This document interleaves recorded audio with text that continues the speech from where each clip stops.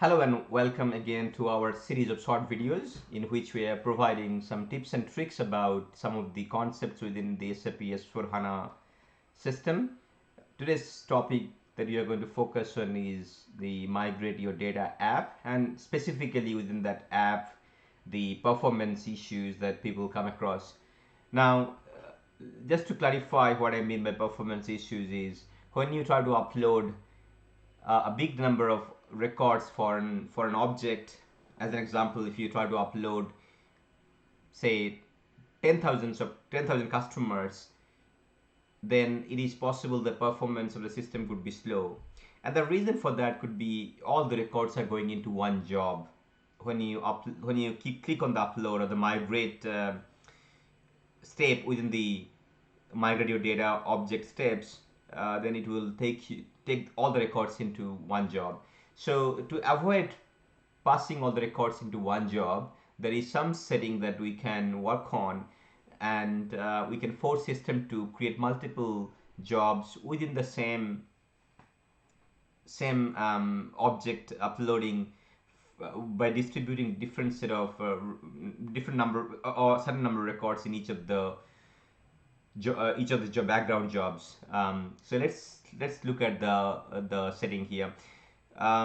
We are going to look at this particular project that we have created in the Migrate Your Data app. Don't worry about the name. It's just a sample name because it's a sample project.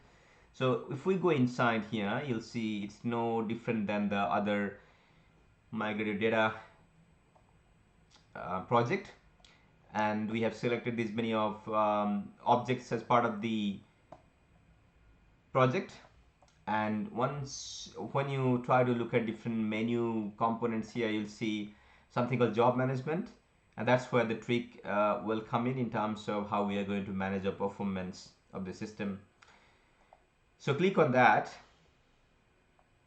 and you'll see there are two sections here: maximum number of jobs of the project and jobs for migration object. Now by default it comes as 15 here. Now don't worry about this number here. I'll explain to you a bit more. So this is the maximum number of the background jobs a project can process parallelly, and that is linked to how many background processors you have in the system as well. So if you see how many we have: 1 2 3 4 5 6 7 8 9 10. So you got 10 background processors. So if I just try to edit and make it, just keep it 11 and save it, and it will throw you an error that it is exceeding the number of jobs that system can have maximum, which is 10. So let's reduce this number to 10 and see if we get the warning anymore or not. We don't get the warning anymore, so you can understand how that number is linked to the background jobs that you have or the processors that you have in the system.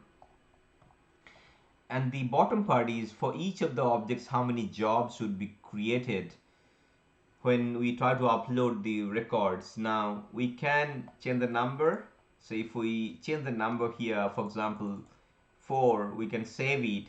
And what it means that when you try to upload the bank data, then if the number of records is significant, then it will distribute the records into 4 different set of buckets, and then pass on those buckets into 4 jobs for the background processors to process.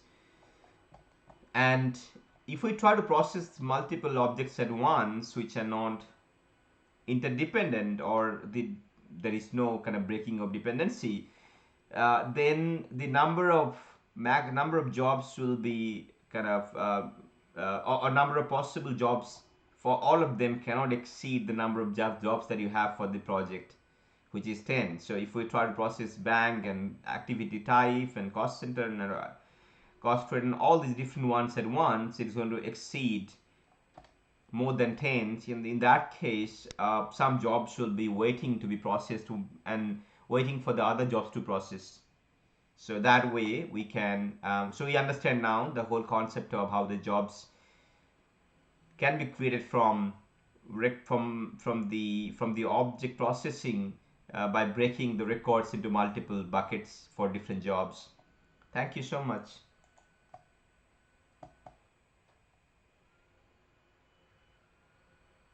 I'll see you in the next recording. Thank you.